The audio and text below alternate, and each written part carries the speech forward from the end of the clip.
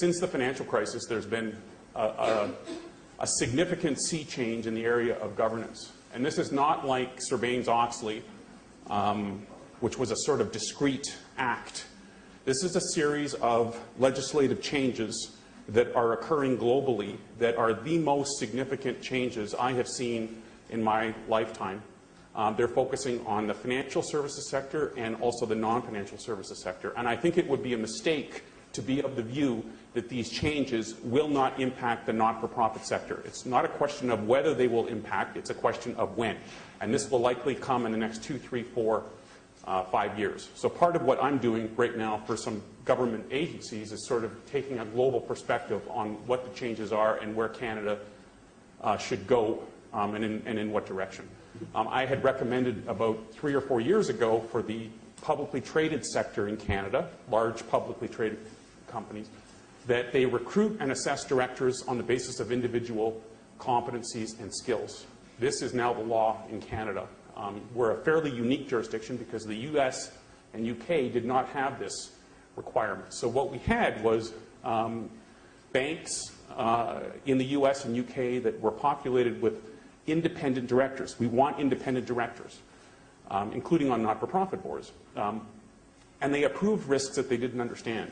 So you could sit on a risk committee of a bank, I'm going to get to the not-for-profit sector very shortly, and not understand the risks of complex derivative products. The US and UK have now since changed their laws in the last 6 to 9 months, and you now have to disclose qualifications and individual competencies and skills for directors serving on all boards in the US and in the UK. We had this on our books in Canada for a number of years. So what I'm doing in this booklet here is imparting this methodology really to the not-for-profit sector. And what Beth and I are going to focus on now are how to recruit directors using a competency skills matrix and how to assess the board and committees and individual directors. The overall responsibility belongs to the board. And if you have a governance and nominating committee, then the responsibility of that committee is to recommend potential nominees to the board. But really, the assessment of the board and recruitment of individual directors should rest with the entire board, not be lodged in a committee. So for the recruitment process, we have here, and as Beth said, you know, this is not rocket science. I think the pushback that people have is that it really is, you know, we as an organization, we have a strategy, we have a CEO, so what do we need given our mission, given our industry, given our size, etc. So you sort of list these down the left column, right? And we have some samples here. Legal, regulatory, HR, fundraising, advocacy, marketing, sales, experience, CEO, leadership experience, industry, sector experience, previous board experience. That's not the issue. The issue is not getting here. The issue is really which directors possess which skills and competencies. So this is the part that troubles boards. So this is fairly easy, but step 2, and now all publicly listed companies in Canada have to do this. So the pushback 4 or 5 years ago from the publicly traded sector is, well, Richard, we're not prepared to do this. We're not prepared to assess individual directors. And my response was, you're not immune from any other small group or team for development, which is what skills do we need and who possesses which skills. So it is entirely appropriate to proceed to this step, not only for existing directors, but for prospective directors. So you actually have incumbent directors, and then you have prospective directors. Because what you might find in that board of 18 to 20 to 22 is some directors might have been fine, they had the skills when the organization was in a certain life cycle, but their skills and their attributes generally, you know, depending on your view of behavior and whether people can change, generally will remain reasonably consistent. So if the organization changes and its needs and skills are different, then the logical output of this is that some directors on the board may not be appropriately suited on a go-forward basis, and that's fine. There's nothing inappropriate about that. And there may be other directors out there that may have these skills and attributes. So what this does is it imposes a level of discipline on the recruitment process in terms of not who do we have here and now. So that shouldn't have undue influence, the skills and competencies of your existing directors, but where do we want to go in the next 3, 4, 5, 6 years? And what skills and competencies do we need to get us there? So what the matrix does is it gives a discipline to that process. And it forces you to look inward in terms of who you are, where do you want to go, and where do you want to be. Remember, volunteers, contacts, professional networks. It's entirely legitimate for management to recommend prospective directors and for individual directors and your professional network. But if you have this here without a disciplined process, then you have the possibility of bringing on directors based on personal networks and not necessarily who you have and who you need. So this married with this is the best of both worlds. This provides some rigor, and then this provides, okay, where do we go and who do we know? This is an example of a national body that I worked with that was, again, I mentioned 22 directors. They were on the basis of stakeholders. So what Beth had mentioned earlier about individual appointees to the board isn't necessarily mutually exclusive with skills-based recruiting. So the fact that you have a certain number of directors that need to be appointed to your board doesn't mean that you can't exert influence over the selection of the appointees by having a skills matrix approach. So you can say to the appointing body, here is the type of skills that we need in our next 2 or 3 directors. So you can exert influence over the selection of an appointee or an elected person with certain skills. So this is an example of a board that did that and ended up with several competencies, and it wasn't just based on stakeholder representation, but based on the competencies and skills that the prospective person brought to the board. So I'm not suggesting that stakeholder affiliation is unimportant, but it should be married with competencies and skills of the individual person. You can have both.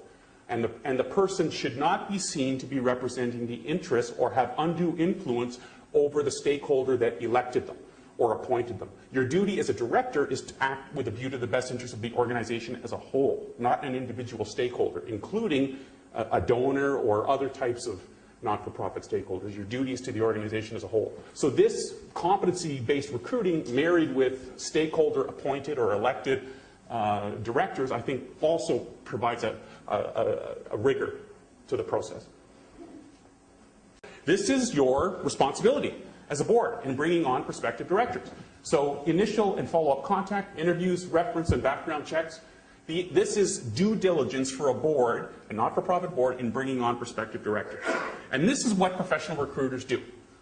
But it's not rocket science. I mean, this is something that is just, it takes people who understand the industry to make the calls, set up interviews, and sort of impose a level of rigor on the process.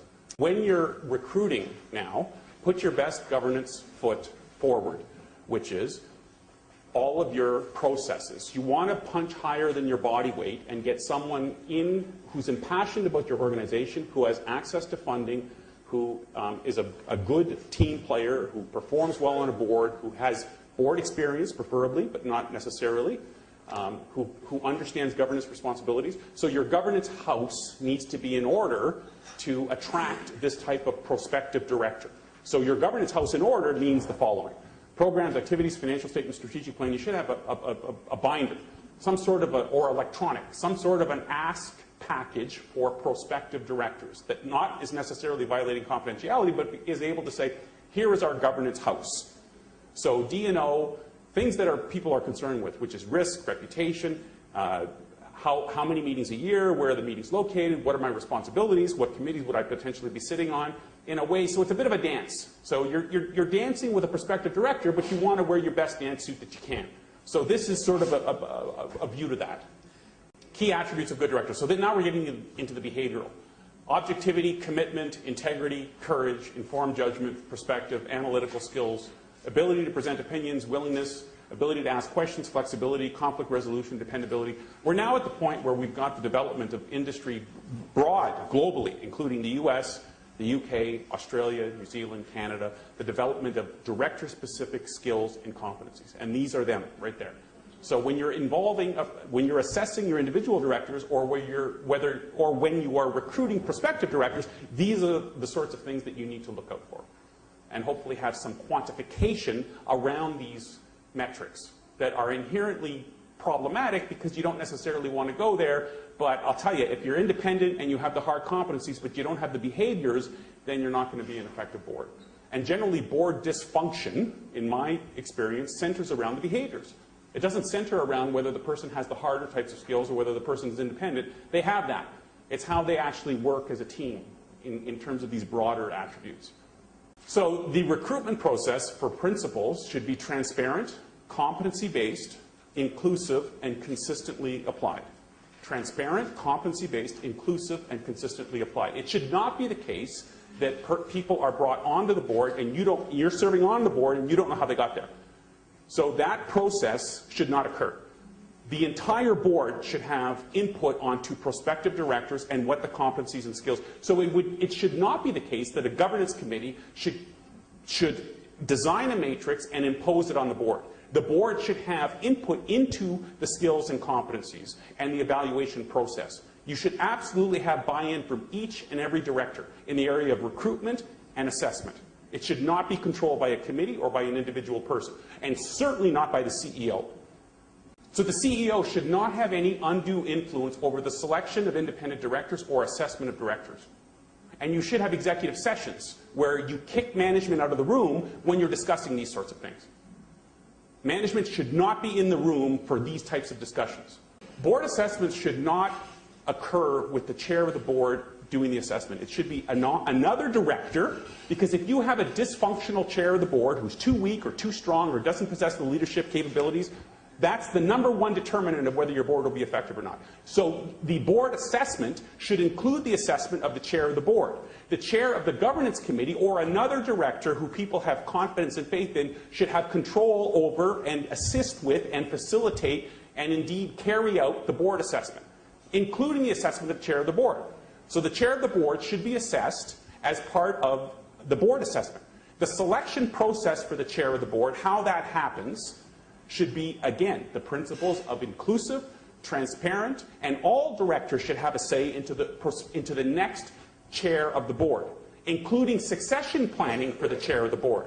So if you have a dominant or ineffective chair of the board who has undue influence over succession, similar to management succession, which is a job that's not well done by boards of directors because the CEO doesn't want to do it. Why would you want to replace yourself? It's the same with the chair of the board. Why would you want to replace yourself? It's not in your interest. So it's the job of the board in these documents to say, we need to engage in proper succession planning for the selection of our board leader. It's the most important step you make. Next to the selection of executive director is the selection of chair of the board. And if your chair of the board doesn't possess the proper leadership and behavioral competencies, your board won't be effective. And it'll drag on and on and on, and you won't get the best directors, and you're going to get frustration, morale problems, and then eventually good directors will resign from the board because of flawed leadership. Okay, let's go back to board assessments. So here are some of the problems that can be uncovered, and this is a list of problems that I've uncovered in my interviews with directors, which is, lack of strategic alignment, low engagement, problems relating to donation and stewardship, weak oversight of risk, if at all, financial reporting, board leadership structure, which was the question about the chair. So if you have any of these problems, and you're not asking in your annual board assessment these types of issues, this is another area where you should not have undue influence from management. Management should not be facilitating and conducting the board assessment. The board should be doing that. The problem is boards don't have arms and legs, and they don't have time, and they don't have resources, particularly in the not-for-profit sector where they're volunteer, they're not getting paid. But it's vitally important that the board have control and ownership of the process. It should not be the case that management is even seeing the data for individual director performance reviews. That should rest with the governance committee and with independent directors. And if you don't have the time or effort, etc., then have someone who will or can contribute to that process, or use an outside third party, which is another movement now since the global financial crisis, is regulators are beginning to say, listen, I agree with you, Richard, we should not be doing this, so now we're going to have all publicly traded companies every 2 or 3 years conduct an independent board appraisal. Because what happens is you have management dominating. They can't help themselves. They're self-serving. They dominate the process, they influence the process, they ask soft questions, they affect the results, they affect the reporting. So you as a board, as directors, should own this process. The process of assessing the board and committees and individual directors should rest with the board. And everybody on the board should buy into the process. Okay, board, I said that. Techniques and support, interviews, questionnaires, they tend to be both. You could also alter one year after another with individual interviews. And again, the chair of the board should not be driving the process. Another director should be driving it, and the chair of the board should be assessed as part of the process, ideally the chair of the governance committee. Internally administered versus external, questions, objectivity, confidentiality. Confidentiality is important. There should be assurances of confidentiality. So you want the concerns coming forward. The problem is when you have a small board of 8 to 9 people and you're using paper-based forms, and you can recognize the person's writing. So, you know, it's just a problem. So the advantage of using either an online, I've developed an online one, but because it gives you more assurance of confidentiality, or having someone who is very discreet and tactful, and it could be a member of management who sees the data but just is under strictly confidential. So the more confidential and assurance of anonymity you have, the greater the likelihood is that you're going to get candid data. These are the types of things you should be assessing: leadership, procedures, resources, dynamics, relationships. Assessing individual directors. There was about a third of the... How many assess individual directors? Okay, so this is something that you can aspire to. So none of you are, it seems like, are doing it, but the public sector is certainly doing it. They're obligated to do it.